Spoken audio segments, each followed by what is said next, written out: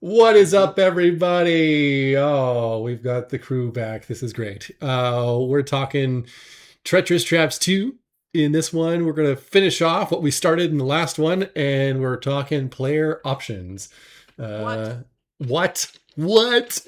Last time we got down through, what did we do? We did Barbarian, Right? Bard. We did We did 6. Barbarian, Bard, Cleric, Druid, Fighter, and Monk. Monk. And for Okay. those who weren't here, for Barbarian, we have Yeah. the Juggernaut, which is big take attack. Good job. We have Bard, College of Riddles. Ooh, riddle me this, they say. And also creatures that are riddle creatures. A riddle focused, yeah. Yeah, riddle focused. That's what I was saying. Man, I'm glad y'all are here. Yep. Cleric, Pathfinder. Guess what they do? Find the path. Play D&D, but also they do find ways to get through things. Druid Circle of Wild Growth. I'm really happy with how that one turned out. Yeah, me too, actually. We found our way there, but they kind of ignite or dim the magic and the growth in natural things to create hazards or get hazards out of the way. The Fighter, we're still sort of deciding on a name. We had like different ideas of Vanguard, Treachery, Guile Fighter, I think might be one that we're going with. Guile's currently sticking. Yeah. But Guile Fighter also just sounds cool. And they are all about reclaiming the parts of traps or absorbing trap damage and then kind of pushing it back on the people they attack or finding ways to augment their armor and weapons. Well, and I think expanding off of that beyond like the trap centric part, we also talked about sort of almost like being able to take and absorb, let's say, a spell coming at you from a spellcaster, and being like, all right, I'll have a little bit of that, and then I'll use it against you later on, or you can augment it in various ways. So maybe you become resistant or immune to that type of damage over the course of a combat, let's say, which could be very cool. So the Guile Fighter is very much like an unexpected, sort of like, what is it, the Eldritch Knight? But like instead of casting magic, they sort of repurpose magic if a magic attack comes at them. They reduce, reuse, and recycle. Exactly. Yep. That's important. Yep, you got it.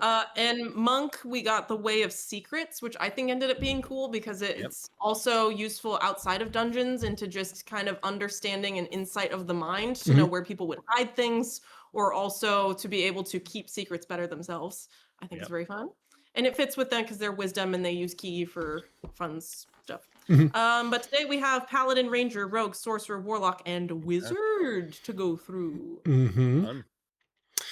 On Paladin, the notes that I had taken down were Oath of the Threshold. So Sworn Protect Tombs and Trap-filled Dungeons and Proving Grounds and stuff like that. Now, is that interesting? I mean, there's no wrong answers here, so we don't have to stick with that if we find that it's just not that, if there's... I like the name Oath of the Threshold. I think that carries with it a lot of cool implications. Because I think of not just threshold like a doorway, it could also mean the threshold into death, or threshold into like a spiritual sort of threshold. So I don't know if we can play around with that, but I do like the name, and I think the name's really evocative, so I would want to try and like see if we can fiddle with it. Hey, I'm filming right now. Yeah, it is one of those things to Can you me lock the where door on the way like, out? like, I don't know. I like the thought that they're lock it on the way defending out. stuff On as the well. gear for my bike, it's broken. Okay, that's okay. Lock the door.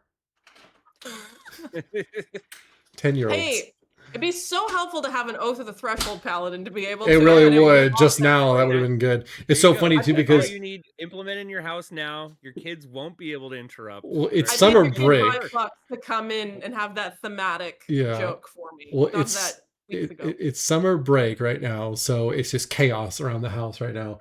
And when we started recording, I was like, I don't think I locked the door. And then I looked over there and it was like, sure enough, door's not locked. And I heard a door downstairs close and it slammed. So I know it's one of my kids because they're not gentle on anything. And then it's just like up the stairs. And it's like, all right. And it's something about the bike gears not working. It's like, okay. All right. Yeah. Still working.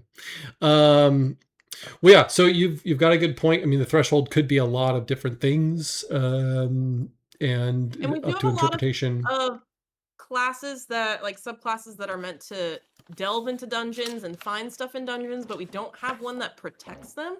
Yeah, Or maybe exactly. one that would be someone that helped make them. So contrary, it can almost be a foil to the cleric that's all about finding the path. The paladin could be about obscuring the path, because then it's like there's the spell that has the like you create the vision to make it look like a natural area actually looks different than it is, or maybe they have different like confusion spells. I don't feel like a Minor, lot of major paladins. illusion are good Yeah, they could be ones. illusion centric. They could be like befuddling of the mind in order to get people out. It could be a paladin that's meant to protect those thresholds. And then it could also mean like if, like you mentioned, tombs and things like that, they could dip into necromantic spells or things that are meant to, I don't know, like gentle repose or different stuff that's about like protecting like a sacred burial ground could be cool.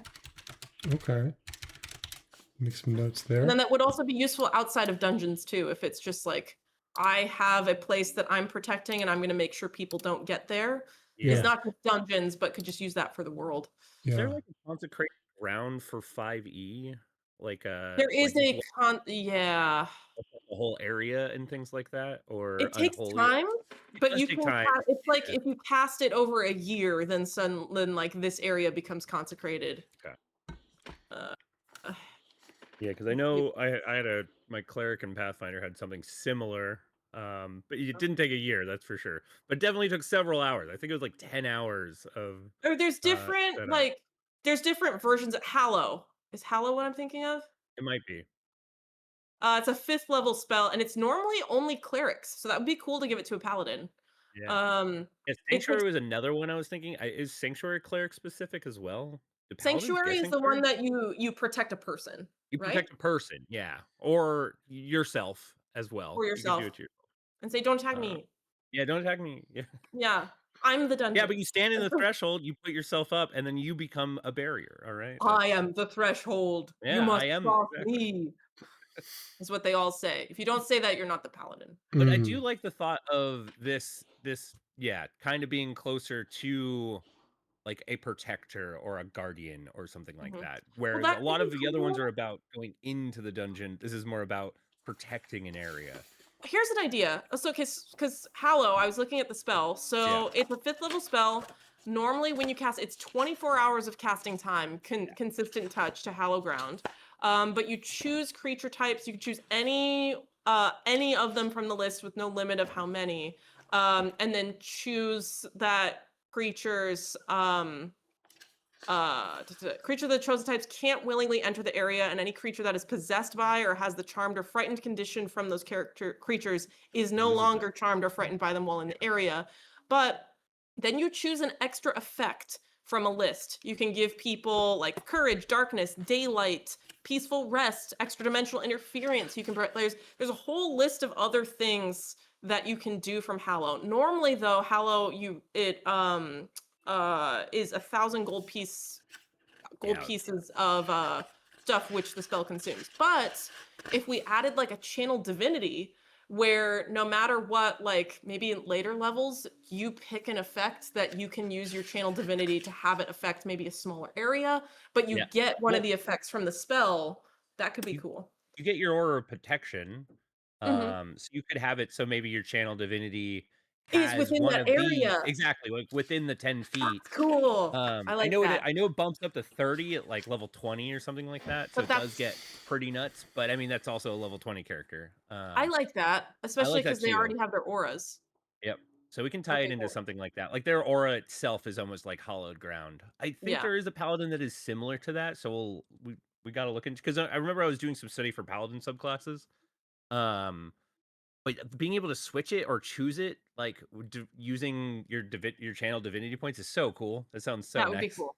Yeah. I know there's nothing like that. So I like that. And then what is our next one? Yeah. It would be Ranger. Chris, any thoughts on that one, but you're taking notes, right, Megan, on that? You were taking notes before, and I now that you was. said that, of course. Well, I'm taking reiterate to me what it was specifically that you want, because I'll take the notes on that in the Google Doc. I just want to make sure I know what you want out of that paladin. I'm taking notes. Don't worry, bud. Okay. Yeah, basically what Hallow, using the Hallow ability as like a Mm-hmm. jumping off point Okay. for messing around with your aura of protection, or even potentially giving the paladin different cleric style spells that they wouldn't have access to. The paladin allowing them to use their channel divinity in order to augment the normal aura of protection they get to give it some effects of the hollow spell. Gotcha. Yep. So maybe you unlock more of them too as like the higher level you get, because it sounded like it was a pretty big list. You get different ones that you can select at levels. So it's like when you start, you get to pick 2 effects, and then it's almost like you're picking invocations like a warlock of now you get different abilities that you can add to your aura, so it's more customized. Mm-hmm. Yeah, and it feels like you're flavoring your paladin anyways as you're picking these. Yeah, so. But it is a 5th level spell, so I mean, we'd have to check balance. But I think that if you're only getting 1 effect of it, and it is such a smaller range, like your aura of protection of the paladin is only like 10 feet, so I think it would be okay. We'll just play around with it. Yeah, we'll have to. That's definitely one where you'd have to figure out which one's the most mundane out of them, and be like, okay, that's fine for them to get it earlier. Some of them, yeah. Yeah, agreed. 5th level. When do clerics get access to 5th level spells normally? So that's like 12th, 13th? I actually no 10. I've got it right here. Okay, that's not too bad if it's 10s. I actually don't know off the top of my head. Yeah, that's so like clerics... one of the ones that's always so hard for me. Is like, when does this caster get this spell slot? And you're like, oh, good luck, man. 9th level, they get 1 5th level spell slot. 9th level is when they get a 5th level spell. That's not yeah. Okay, that's not bad. That's really not that bad. Yeah. Okay, cool. So if we have that, I have the notes for that. Don't worry about it. Then Ranger. As of right now, we have that as the Trap Master, and so we were kind of last video we were talking about wanting to differentiate the Ranger between the Druid, and now that the Druid is mainly dealing with hazards and natural effects, I think it would make sense for the Ranger to be our trap setter and trap meister. Because we don't actually have that. Which I really do like that it's the Ranger instead of the Rogue, because like Rogue is pretty, when you think about rogues, you're like, oh, rogues are the ones going around setting on traps or disarming traps and all of that. But I think about rogues disarming them. I would naturally think of rogues being the ones setting them. I guess so. But I think of that more for like hunting. I don't think of it more for like dungeons. Yeah. It's kind of the interesting thing, like Rangers already are most likely setting up traps for hunting, right? Yes. They already know the inner workings of setting up some of these things. So being able to like lean into that for even deeper design for like, oh yeah, no, these people are designing traps for dungeons too, or just like ruins and things like that. It's pretty neat. There is also because there's the Monster Slayer Ranger that is all about like understanding monsters and creatures and figuring out how to best hurt them. But I feel like traps are so much more about humanoids and intelligent creatures that are searching for things that you're trying to stop. That it's almost like not like a human slayer, but like just like like a humanoid version of the Monster Slayer, is we are allowing them to better set traps and understand sentient creatures that they're then trying to thwart with the traps. Yeah. Yeah, I think that works very well. That leans into the Trap Master too, where it's like they're setting up traps to capture or harm whatever these humanoids would be. Because agreed, you're not really. Well, you could still set it up for some monsters and things. Yeah. But yeah, you're mainly setting these up to trap or ensnare, like, oh, there's a convoy of people and we need to like trap that, or we know these people are going to come through and try to get this MacGuffin from us that we stole. Let's put it someplace that we can then trap. So pretty neat.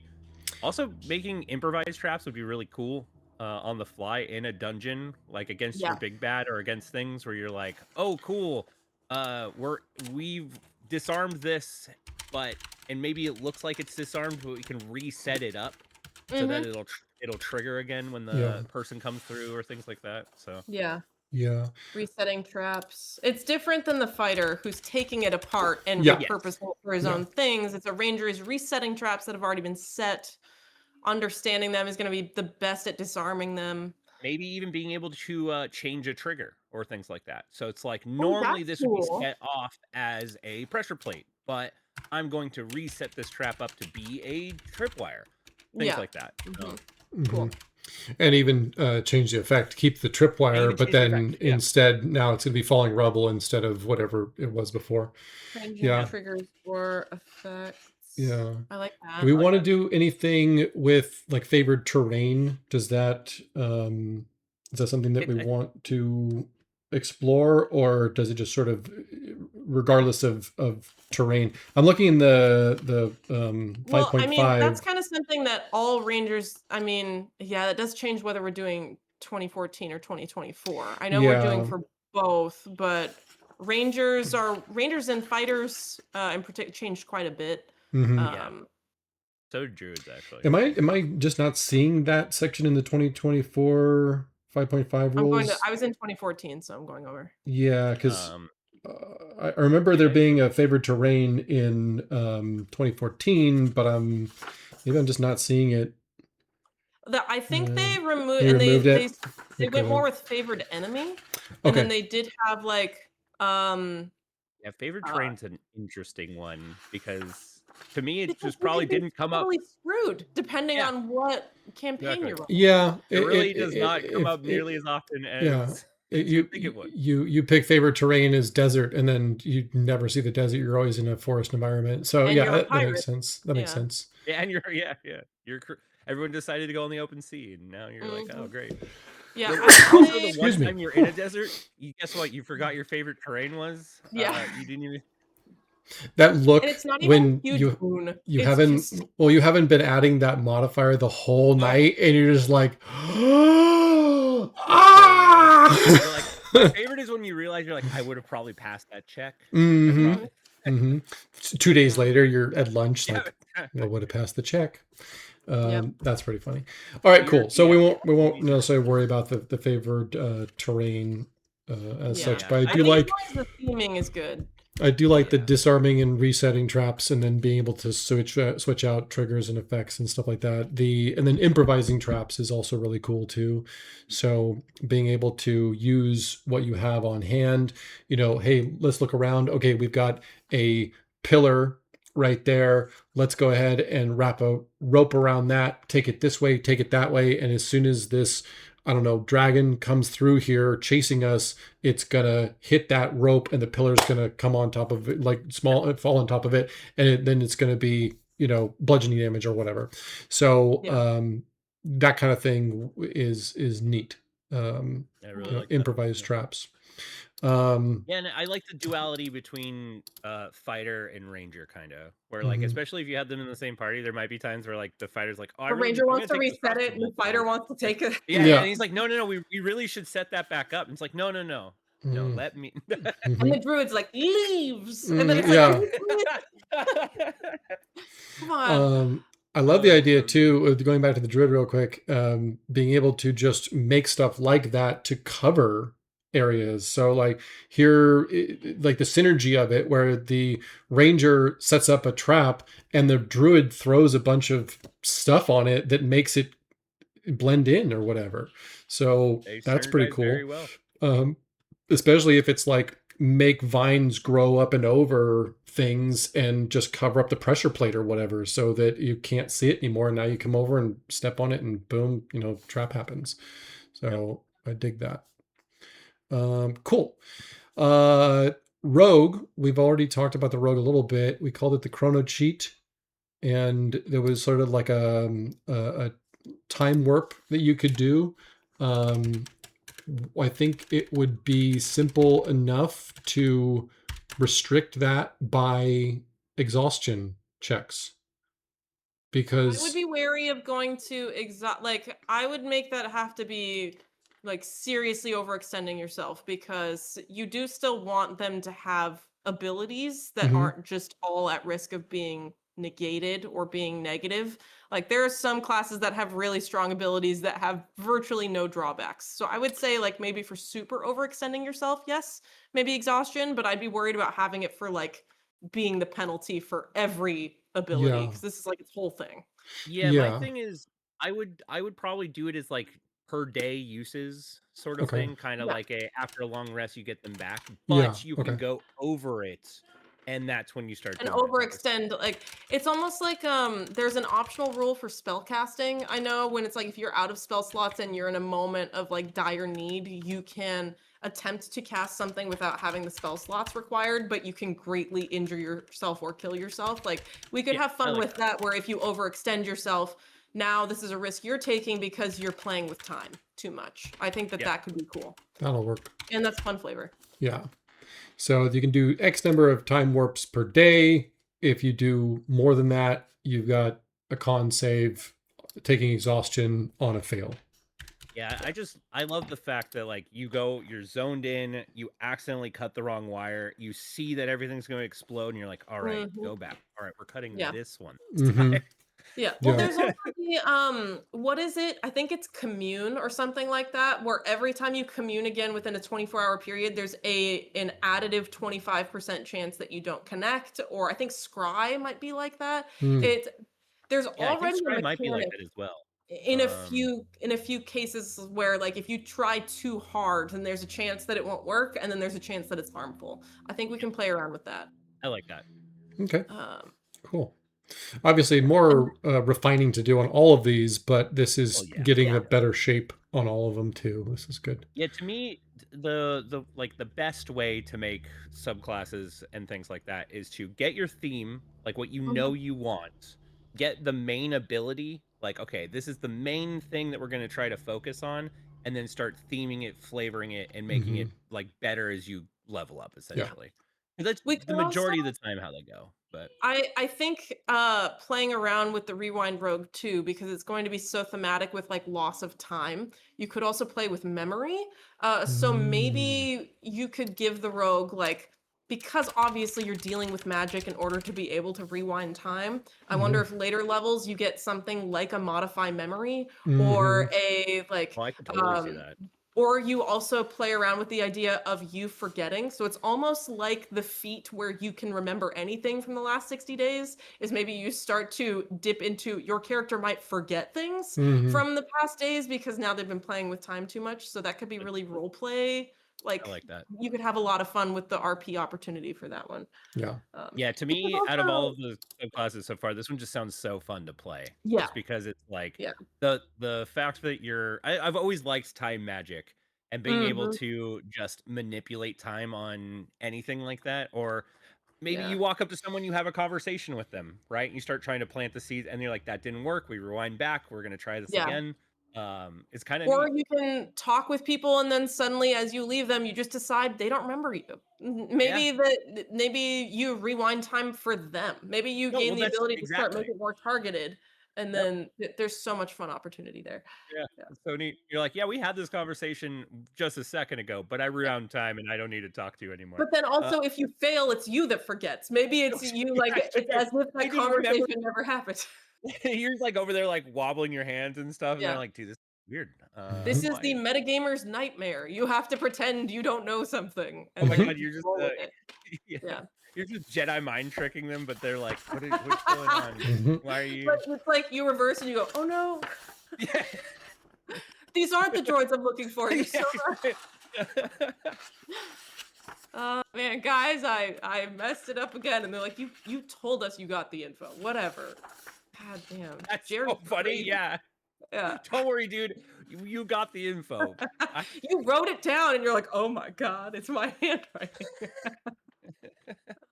Let me rewind time to when I wrote that down. Like keeping notes to himself and everything, just so he can remember. Dude, it's a memento rogue. He's gonna have tattoos all over. Dude. This poor guy, Guy Pearce. You know what's funny is we should like lean into that with the artwork too. If 100%. You need to start tattooing stuff on your body to remember it, then the chrono cheat could actually have like stuff written on their forearms and stuff like that. Like, what happened yesterday? All right. Okay. I'm just writing art direction, memento. Yes. Yeah, you will. Okay. Yep. Sorcerer. Sorcerer. This one is just literally the name is what led to everything. And I think this is from Chris and I talking like a few months ago. Lock Talker. Yeah. So cool, because when have you ever been so charismatic the door unlocked for you? I know. I love it so much because it makes sense in so many different ways. Like, oh yeah, we need to get past those guards. That it's like, oh yeah, don't worry, I got this. But imagine the sorcerers like that, and they're just like, hey, how you doing? It's like you're talking to the gate. God dang, we told you to talk to the guards. He's like, oh, the gate's open. Exactly it. Don't worry, I got the locked door. I rolled past to the guards to the door. Hey, door, how you doing? Oh my god. Is that spruce oak? Hey. Well, and sorcerers having the primary ability of charisma also takes us into a bit more of the RP side as well. So I wonder, Lock Talker is an interesting word to use for the subclass, but I'm also wondering how might we also bring in aspects of like social and RP into this. And I feel like already sorcerer, I mean, any class that has charisma, we kind of didn't worry about like the RP for other charisma class. I mean, we haven't gotten to Warlock, but Bard is kind of already covered. So anything with charisma is naturally, you're going to have better persuasion and deception checks and stuff like that. RP to me, side is like I like leaning this as like you could play this as the face of the party fairly well, right? Like Lock Talkers, let alone are you talking to the locks of like the doors or things like that, but you're also like getting past, I don't know, people's minds that they have stuff secretly sealed and things like that. So also though, counterpoint, we could have fun there, because I'm also someone who likes to play characters that are bad at things, because I think that that's a lot of fun for RP. What if the Lock Talker is like an introvert, so they know how to use their charisma only for objects and figuring things out, but they're bad with people? So a Lock Talker sorcerer, unlike a normal charisma class where you're like, okay, they're the face of everything. What if you're playing a sorcerer and you're like, okay, my charisma is really specific, so I don't know how to talk to that guy, but I know exactly how that thing works. Like, you could have a fun, because I don't think I've ever seen that before. Make it very specific to inanimate objects. Yeah. It'd be fun. Dude, you're just gonna be so good at talking to mimics. It's gonna be honestly, that'd be kind of neat.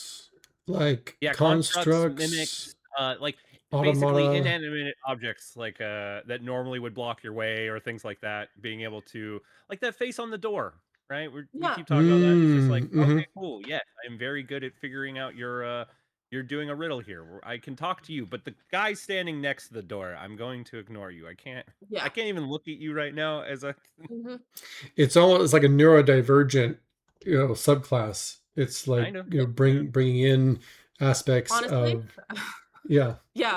We need as much representation as we can get. I mean, I was gonna say, I think it's fine. Man, my brain's spicy. I wouldn't mind having a class where it's like, all right, that makes a lot of sense for me. I've had those days. Yep. I also, as someone who used to work almost exclusively with kids who were on the spectrum or were neurodivergent, it was so much fun to see just brains working differently, and then how you change the way that you're teaching or speaking in order to match that. It was so much fun. And there were so many times where I was like, you are just so much smarter than me in a totally different way. Can you help me with this? Yeah. Exactly. I think that would be a lot of fun and a different take on charisma, because I think a lot of times face classes all get played the same. So I think that this could be a fun I don't know, interpretation of it. From it, or yeah. Pretty good. I like that. After that guy, my phone is just exploding right now. Sorry, I keep on having to look at my phone because of other things. But there's we got this. Don't worry. Yep. Bear and I are having the time. Well, we can't wait to tell you what we talked about. I've been paying attention. It's just hard because it's like brief after this. By the way, my kids are being absolutely loud and terrorizing downstairs, and my wife is in her garden. So I'm like, I can't do anything right now. And then I'm also getting texts from people about other things that I have to deal with. So it's just like, Anyway, the next one, and this was an early thought too, was the Keymaster Warlock. Oh, and I think yeah, this was like one of the first ones that we talked about, was what if you could conjure the key that you need for whatever lock that, and this could also be magic as well. It doesn't have to be like a physical key for a physical lock. It could be like deciphering what magic you need or what phrase you need or whatever to get past the magic of a trap. Yeah. I think this one, because another thing we were talking about is with warlocks, yes, you are deciding, like, typically the subclass is defined by who you make a pact with. Yeah. So it's either like the genie, the fiend, the fathomless, archfey, celestial, what have you. So like when we're talking about keymaster for a warlock, that's sounding very similar to like a pact of the key. So just like you would have pact of the chain, pact of the tome, like you often combine whatever your pact is with whatever your patron is. And so we could do pact of the key and then have it be like your ability to create keys, but then trying to think of like do we also want to think of a patron as well, of what sort of patron would they make a like a pact with? Something that's all about like concealment. Is there concealment locking? Is there a god of mimics? There might be, but that would be cool. You could go with mimics or monstrosities, aren't mimicry. They? Could go. It's more like that's not aberration. It's more fey, I feel like, right? Mimicking and copying. Does Archfey have anything like that? They might, in all honesty. The interesting thing, a god of mimics. I don't think there is just a straight deity of the mimics. Mimics are more what? Magical creations of people. Yeah. But are mimics aberrations? I'm trying to remember. Are they not? I thought they were monstrosities, but this is why I need books. I can't keep all this in my brain. Mimics are. We're all probably looking at the same thing. No, I think I'm on a different. You guys keep doing your 212 monstrosities. Okay. Yeah, that's what I thought. Yes, mimic. I love these things. But yes, I personally think for warlocks, it is best to come up with a pact. Like they're probably the hardest to design for the sole fact that they have more than just the subclass usually. But yes, doing a pact and then having like Keymaster be, as you said, like Pact of the Keys, and then Keymaster being like something that then enhances that is. It's a feature. Keymaster might be a feature of the Pact of the Key. Thing, it's not key specific, but I mean, there's the College of Creation Bard from Tasha's. So you can essentially create inanimate objects and you will them into being, and their whole thing is making objects, but it's not specifically keys. Yeah. So I feel like if we're doing Pact of the Key, it's almost in my mind, it's almost like a domain. Like if you're picking like a creation domain cleric, or maybe like we can either lean into like the magical creation mimicry aspect of it, or lean into like the forge like acta or like trickery, sneaking into things. Creating a key is more like trickery, or we can lean into like the just straight up creation side of things. I think there's a lot of different routes we can go. You can also look at a key as a solution.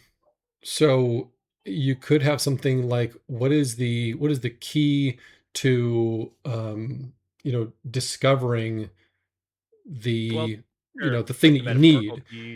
Yeah, so it's got that going forward as well, potentially. I'm just trying to think about all the different, like if you're looking at the 3 different pillars of play, and you've got your combat, exploration, and role play, it's like, well, how do you check as many of those boxes as possible with these various classes so that they are interesting? Idea.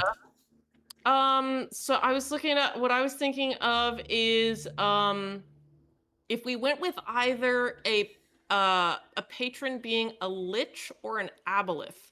Both of them are connected to knowledge collecting knowledge, hoarding knowledge.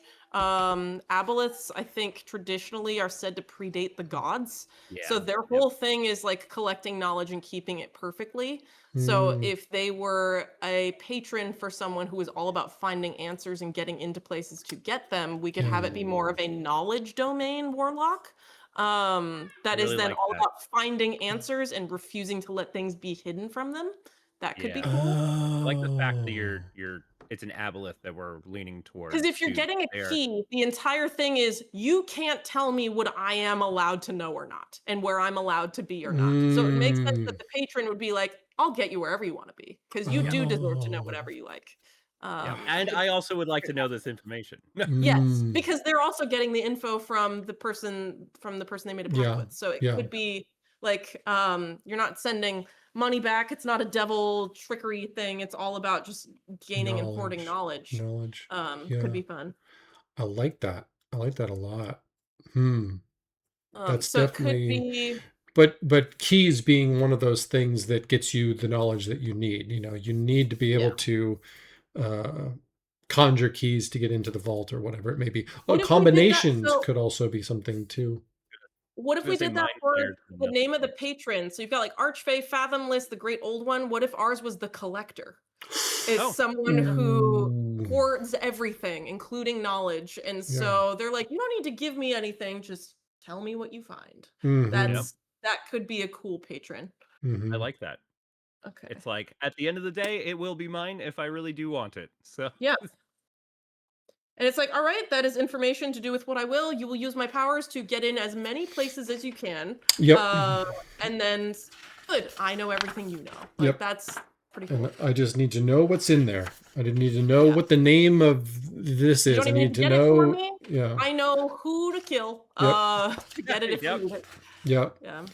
Theoretically, I mean, that's a really obsessive compulsive mind that's wanting to collect all that information, and potentially the whole thing is just like cataloging all things from all time, and that's their only obsession. Yeah, and usually when you have a war, like you have an agreement with your patron of what you're going to do. It could be someone who has to track and log everything. It is how they send info back to their patron, and that could be a really fun RP opportunity. And also, if you keep it vague as the collector, then it is up to the player to determine what exactly did you make a pact with. What monster, is so obsessed. You could recommend an Aboleth, a Lich, or a Beholder. It could be a Xanathar. It could be like it could be an Illithid. It could be plenty of things. The Beholder sounds amazing. That would be really cool. Beholders it wants its eyes on everything. I mean, that was what we went with for Paragon, was an Eye Tyrant essentially as our collector. There's like a picture of him like Scrooge McDucking in a giant sea of coins and stuff. The cackling on the coins is one of my favorite Paragon cards. Yeah, Zardok's one of my favorites. Yeah, I love that. Yep. Okay, cool. Yeah. And then Pact of the Key. I mean, we'll look at the different. Like, obviously, it's going to be key centric, but what do we want to call it? Do we want to call it Pact of the Key still, or Pact of the Collector? So we got two things. We've got the patron is the collector. Is the collector okay? Pact is like where you have Pact of the Chain, Pact of the Blade, yes. Stuff. So it is Pact of the Key. And then that pact will give you special abilities essentially. Okay. Yes, and then the collector is the patron.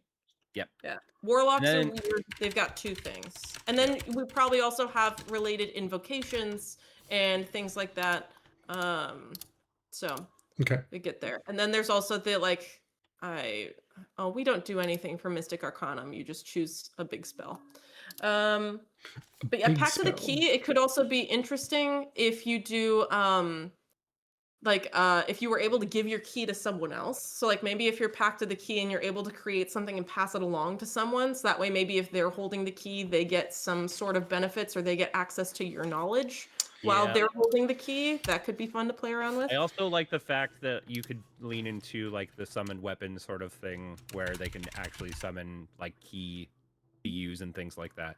Yeah, I know that is very Kingdom Hearts-esque, but I think people do love that. We'll make it happen for you, bud. So, yeah. I mean, it's really cool.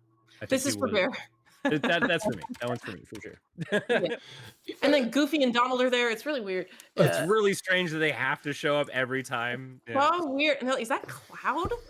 Yeah. So odd. A thought occurs on the communication method with the collector, with your patron. What if it's very similar to like Harry Potter, the way that he was communicating with Tom Riddle, where you write in your journal like and log all the things that you found and the information that you found, and your patron, then the ink disappears, and your patron Yeah. can send you a message back, thank you, or whatever, and I like like, that a lot. here's your next Distributive. assignment or whatever, where I'd like you to go, or while you're in that area, I need you to go to this place and do this thing. So that brings in the possibility of a lot of dungeon delving, especially if we're talking like ancient ruins and stuff like that. That the collector wants this information, and again, you don't even need to bring them the thing. They need the information that they that they want. Yeah, and the thing I Maybe really like, there's it's a good party hook. It's good role play, things like that. It's like, oh, why are you joining the party? Well, the collector wanted me to go with these guys because they're about to go to the place that we're supposed to go do. Stuff like that. But also, you could have so much fun as the GM because the patron likely very selectively withholds information from the person that they're that they're connected to. So then it's this whole interplay of, are they giving me everything I need? Is it very selective what they're sharing? And so I get there and then I realize that I was kind of hoodwinked, but the person I'm connected to decided it was need to know basis. Your job is to just find info. I don't have to tell you everything. That it creates a really fun interplay. There could also be a certain aspect of different adventurers for the same patron who are being given different information. Like, oh, that's so good. Yeah. So I want you all to go to this place, but they don't give you all the information you need, and they get to see how each adventurer might deal with it. So you might run into an NPC who's also following instructions from a collector. Imagine if the big bad ended up being of the same, and like the patron just sort of like orchestrated because it needed info from both sides, that now like the guy you're fighting is also of the exact same patron that you're following. That's really cool. Very, very sick. Yeah, I like that a lot. Yeah. I dig. Cool. All right. And then last is the wizard. As of right now, we had it as the ward weaver. What were you guys thinking of that? Disarm magic traps, set your own magic traps. Yeah.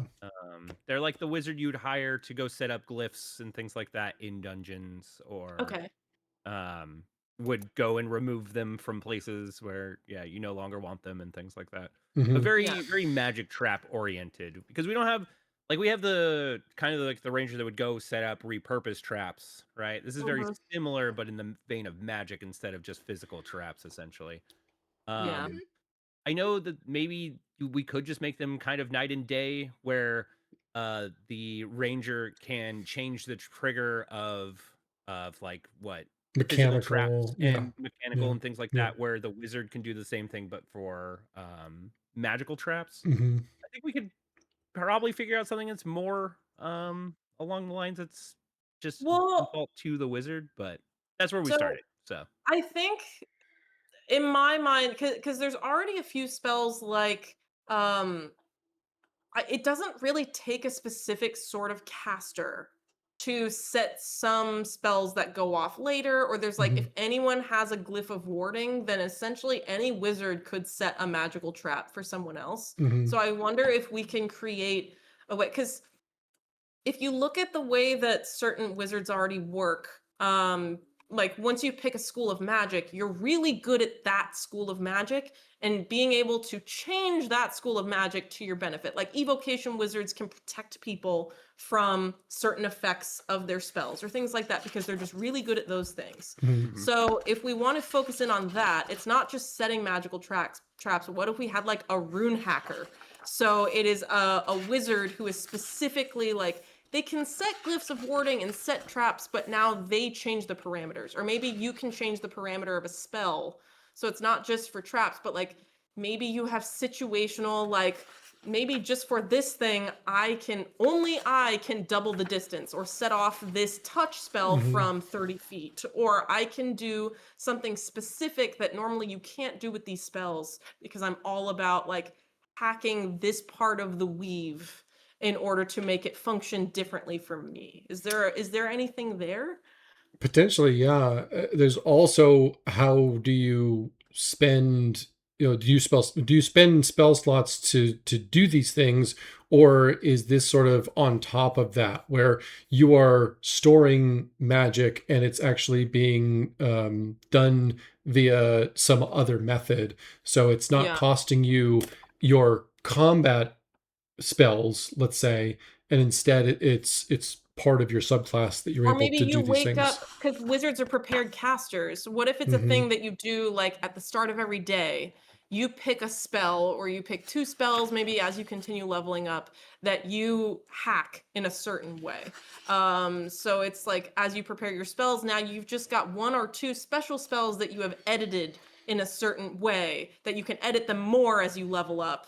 I Um, like that a lot, for the fact that this does kind of lean into what I was originally thinking with it, which is like they're setting up these like delayed spells, or they're setting up Mhm. certain types of glyphs to go off, because like setting a magic in a dungeon for a trap is unique in a way, Yeah, right? And then when you started talking about, it's like, oh yeah, I can be the trigger from 30 feet away that can set this thing off. Maybe I yeah, can make this touch spell have a range of 120 feet when it normally would just be touch, or things like yeah. that. I definitely like the thought of them being able to manipulate something about that spell, be the distance, be like adding a delay to it, being able to maybe change the damage type. Mhm.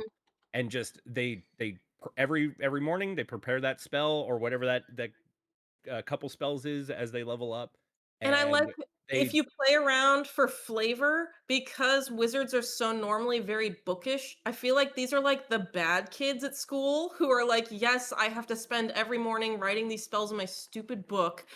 I feel like I could tweak that. Like Hmm. they definitely were yeah, like straight C and D students who were not like studying all the time, but that were just sort of fiddling with what they could do and change in a way yeah. that it sort of became their thing to do magic wrong. So maybe Hmm. they have just found ways to edit spells in ways that you really shouldn't. And if you showed another wizard, they'd be like, literally, this should not work. And they're like, but watch this. Hmm. And Yeah, then it's exactly. shocking Yeah. grass from afar and be like, I didn't touch you. Isn't that crazy? And they're There, like, I love please, it. there's an please. expression in it used to be in like web programming, but it's probably in all programming, a kludge, which is like it works. It shouldn't be. It's not the way you're supposed to do it, but it does work. So the word Yeah. kludge is interesting. I don't know if we want to integrate Hmm. that somehow into the name or what it can do, but that's a It fun sounds like word. something, it's the word itself sounds like a mistake, which I guess is Yeah. exactly what you're going for. But Kludge. So it's like, you go to edit some software, some code in the software, and you're like, okay, I know this is, I'm gonna just do this because it'll work for now, but I have to come back through and fix it later. But I'll kludge together for now, and it's kind of Yeah. like gluing together, parts just to make it work and see if it'll run. So kludging it and stuff like that. Did you look it up? Is that what you're doing? yes, I did. So I kludge no. gained popularity in early 1960s in American tech circles. It Hey. is an arbitrary, humorous coinage, though some theories suggest it ties to the German word klug for smart. Ah. Yeah, Like, Okay. yeah, but yeah, I definitely like, so usually I agree, when you picture like a wizard, right? And they're a wizarding school, everyone's doing exactly the same thing, right? Hmm. Everyone's yeah, sitting there, And they have to following it. memorize all Yeah. of the exact way it's done. It's always taught this way. The teachers, like those students, when they become teachers, are going to teach it the exact same way. And this guy's like, yeah. no, I think you guys are wrong. I actually Hmm. think you can totally cash. I mean, my favorite shocking grasp, I think, does have range, right? I think Yeah, shocking grasp is ranged, but like yeah. No, shocking grasp is touch. So if you could I, shocking grasp from 30 feet away, I it's think like, haha, shocking grasp has range, right? Does it what? not? It's touch. Melee. Oh, it is touch. Yeah, I'm thinking something else. Okay. But yes, definitely being able to like add distance to a touch spell sounds so fun. Like that sounds so interesting. Mm-hmm. Oh, it could like what about the word cobble? Like you cobble stuff together, Mm-hmm. like a spell cobbler or something like that. Mm-hmm. Well, Um, the word cobbler is a person who repairs shoes.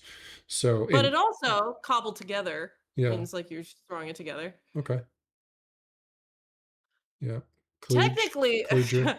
thesaurus is not being nice because it also told me a thesaurus for kludge is knock up, but we don't want the wizard to be known. Oh yeah. Very good. That's it does fun. say hack. We could still go with like rune hacker, weave hacker, glyph hacker. Hack to me feels like more of a sci-fi or a cyberpunk word than fantasy, but still, I mean, hack is hack. Yeah, I do like it. Let me see. I'm looking at what options we have in the 5.5 rules. There's the Abjurer, Diviner, Evoker, and Illusionist. But I do like the idea of leaning into the whole you cast spells a little bit differently than everybody else that learned how to cast spells. But the other question is, how do we also bring this back and relate it well to traps specifically? And it could have some aspects of what Bear was talking about, where it's in a similar vein to the Ranger, but for magical traps. Well, it's also I think that's kind of inherent in it because they can edit spells to be delayed, to be set, to be. It's essentially like isn't it 8th level is delayed fireball or something like that? Like we have to be careful that it's not too powerful to be able to delay and set a spell that way. But essentially maybe it'd be like glyph of warding or certain spells. Like one of the ways that this wizard could edit it is that they can set and leave it, or maybe they gain the ability to imbue items with spells for later use because that's a magic item. But maybe they essentially have the ability to take that from a magic item, and if you say use like extra spell slots or you use something to be able to allow that spell to be cast at a different time, then you can we have sorcery points and things like that to mess around with as well. Well, not for wizard. No, we don't. Not for wizard. Never mind, delayed blast fireball. Yeah. Delayed blast fireball is a level 7 evocation. Oh, it's 7th level, not 8th. A random thought, it just occurred to me with regard to the fighter. For example, would the fighter be able to, the Guile fighter, would they be able to absorb the magical energy from a weapon or like a magical item? Could they do that? Just like, okay, here's a ring of fire resistance. Would they be able to like destroy it and temporarily absorb that ability? Maybe at a higher. I think that starts to get into because magic items inherently are going to have a lot of stronger abilities that aren't normally found on people. Okay. And destroying a magic item, I think there's rules about it in the player's handbook or something like that, where inherently magic items are very strong, and to destroy them takes like an extraordinary amount of energy. So I think it'd have to be like a very high level Guile fighter to be able to do that, or maybe temporary take its ability, and then when it goes back to that magical item. I mean, the idea is like, well, why not just wear the magical item in that case? But what I'm getting at is where you normally couldn't wear like 4 helmets. You're like, all right, I'm gonna grab this magical ability from this helmet. I have the ability of that helmet and the one I have on. Yeah, something like that. Depends. Yeah. That might also start to get into the, because I mean, most parties are going to have at least a few magic items. It's possible. Yeah. We'd have to play around with it. There's also the issue you run into when you start allowing people to do things with magic items there's so many magic items that now suddenly someone is going to find a way to make an extremely overpowered build with that really fast. Yeah. I mean, it always looking at happens. balance, you lose control of balance as soon as you allow someone to take like a magic item's abilities. That's a bit different than like spell work, for instance, or like an in the moment I'm taking a spell and redirecting that energy. So it doesn't mean it's not possible. It just means you open yourself to a balancing nightmare. Yeah, it might be one of those things that's like the 18th level thing that the Guile gains, essentially. No one cares about balance at level 18. Yeah, exactly. Yeah, at that point, you're gods. You're at that point anyways. Yeah, eat your magical items and turn them into things. Yeah, have fun, Gil. Yeah, have fun, Gil. That's what you think. That's funny. I know. We should do a playthrough of Baldur's Gate 3 with Chris at some point. Oh my god. Actually, that would be a fun one. Yeah, I definitely should. We should stream it and stuff. That'd be super fun. Yeah, we should just stream. Yeah, just get us three together and play through. You don't have to tell me once to play Baldur's Gate 3 again. Did I just hit 600 hours in it? Yes, that's not important. I've never played it. You'll be our guide. I get so lost. Did you say you've never I've never played it. I don't care about the video. I've never played it. I haven't had the time. It came out years ago, I know that, but I haven't had the time to sit down and actually play that. 2023. Holy crap, how do you know? You changed as a person. It is amazing. It is a very fun game. Yeah. I haven't beaten it personally. We have I think the furthest we've made it is like middle of Act 2. So really? Yeah. Well, we could all start new. We just made it to the city. Literally, we just made it to Baldur's Gate, which is funny. I know you have lives and stuff.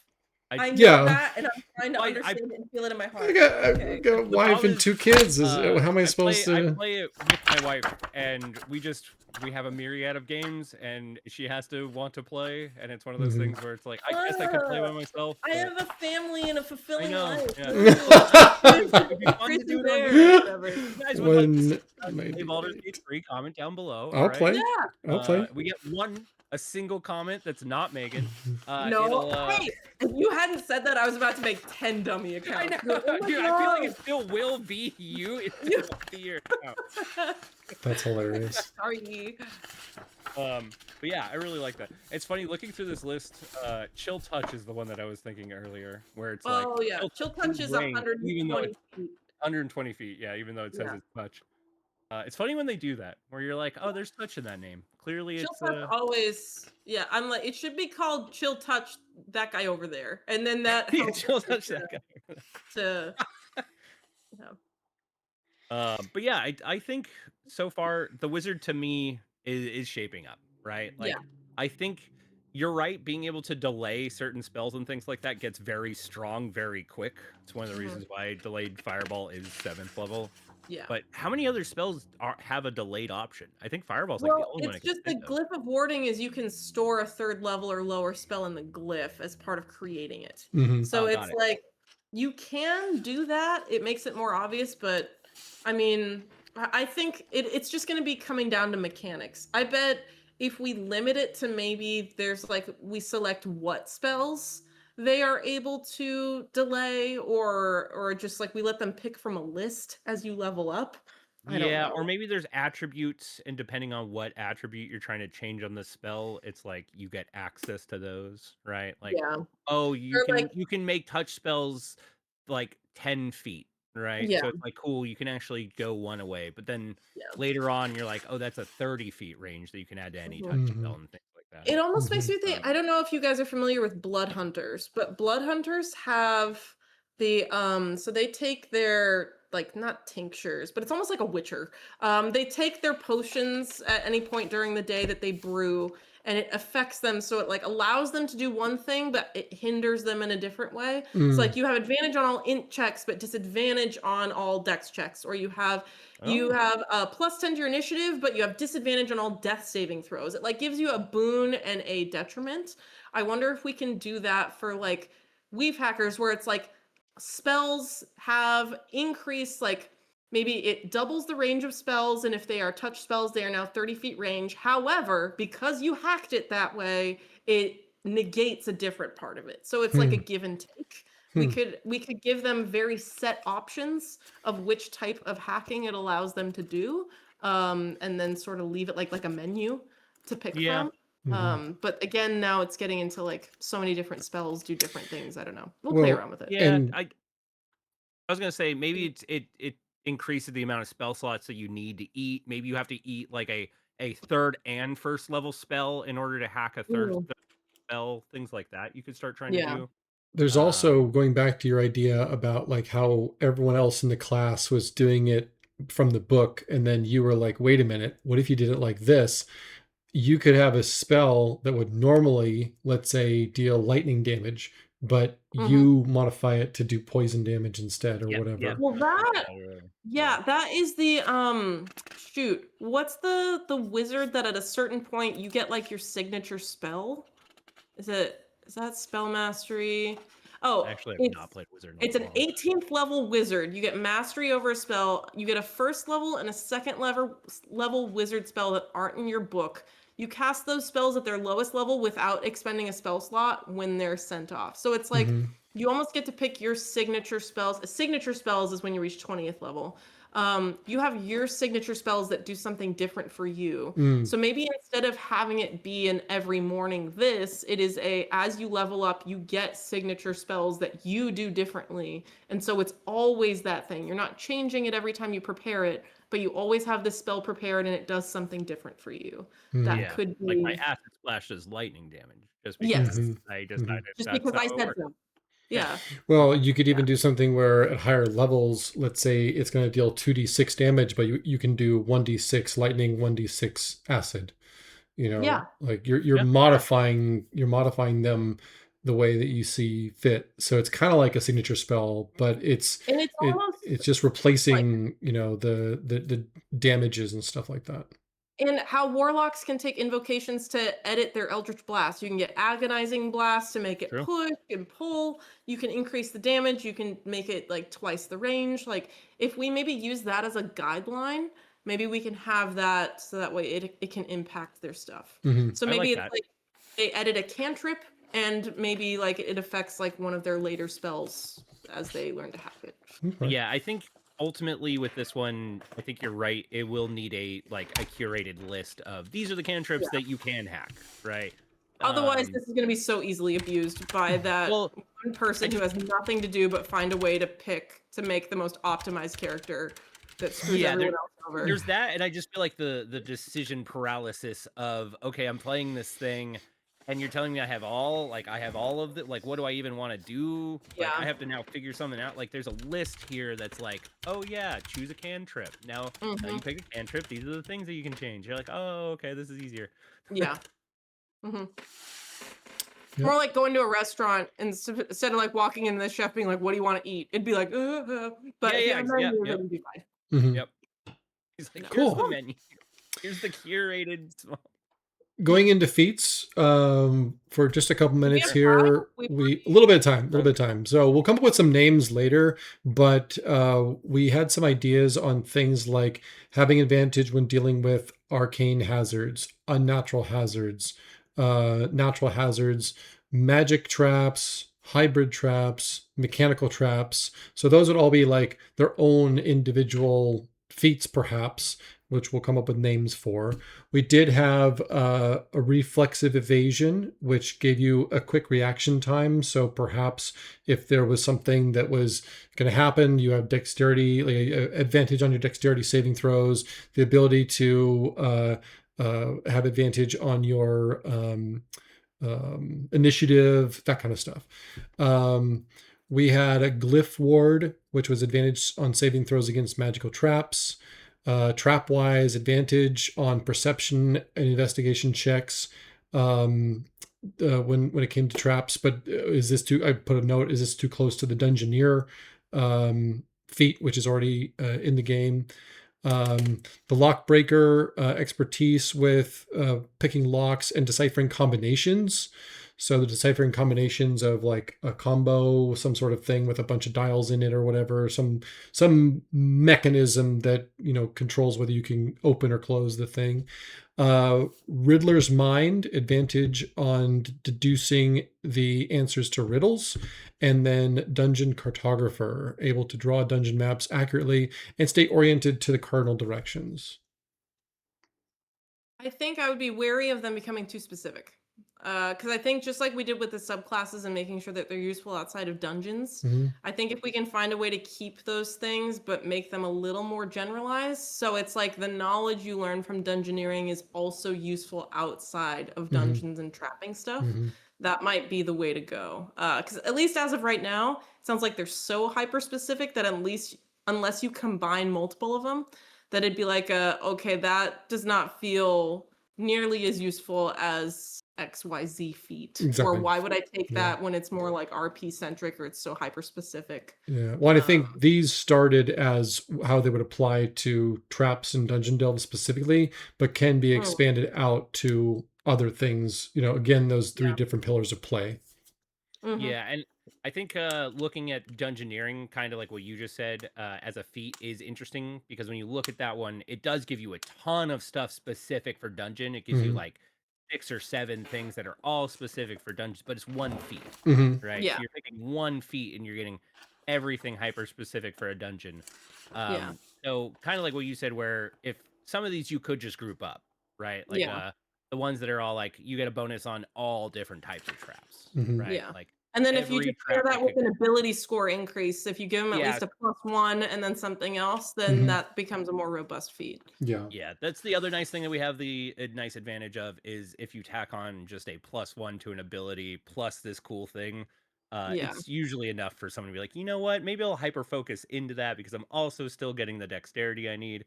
But yeah. You know, it's interesting, and maybe I'm just forgetting my original 5e rules, but they've got in the 5.5 rules the ability score improvement is a feat. It is a feat in here. Yeah. Okay, so it basically the way it worked originally. So I was under the impression that it was either you went for the ability score improvement or a feat. And actually, it's always been a feat. All of them are feats. One of the feats is an ability score improvement where you add +2. So it's less a changing what you can do and more changing the verbiage. It's just every X levels you get a feat, and that feat could be the ability. You can take a spell action instead. It's all verbiage that they're changing for 5.5. Gotcha. To me, makes a lot more sense when you're like, by the way, you can level up 2 things or choose from this giant list of. And you're like, why didn't the thing just be in the list of things I could choose? Yeah. So because I'm looking at the original, and that's not in there. The ability score improvement is just not in there. Yep. That's because it was the one of the 2 options. Choosing ability score upgrades. That was the other thing 5.5 did a lot is I feel like there's a lot more feats that are like, here's a cool thing plus 1 ability score. I feel like 5.5 feats tend to be stronger. So we do also need to be aware of that and maybe use 5.5 as the guide for doing I think we should. Yes, 100%. Because like, looking at what happened to alert is kind of gnarly. Like the fact a new alert is freaking awesome. So to me, that's kind of the level where you want to pick a feat, right? Like something that is super strong that's going to make you feel good picking it, essentially. Yeah.